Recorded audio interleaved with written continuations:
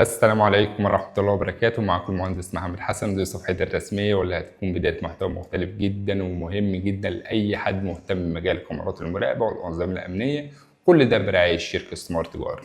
الفكرة بدأت من شغل وخبراتي اللي اكتسبتها على مدار ال5 سنين، وشفت قد إيه في ناس كتيرة نفسها تتعلم وتدخل المجال ده بس مش لاقية طريقة إزاي تتعلم وإزاي تدخل مجال الكاميرات المراقبة والأنظمة الأمنية. فأنا بدأت وقررت إزاي نتعلم مجال كاميرات المراقبة والأنظمة الأمنية مع المهندس محمد حسن.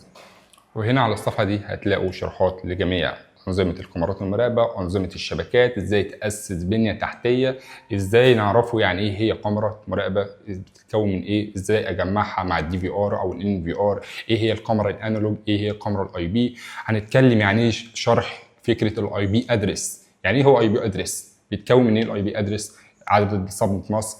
الكلام ده كله هنعرفوه وهنتكلموا فيه إن شاء الله في الحلقات الجاية.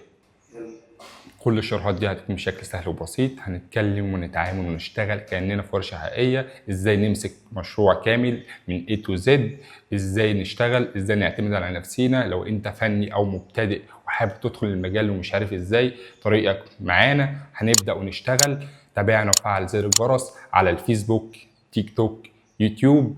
احنا موجودين دايما، وكل ده برعاية شركة سمارت جارد. دايما موجودين لخدمتكم، وهدفنا نشر المعرفة لجميع الوطن العربي.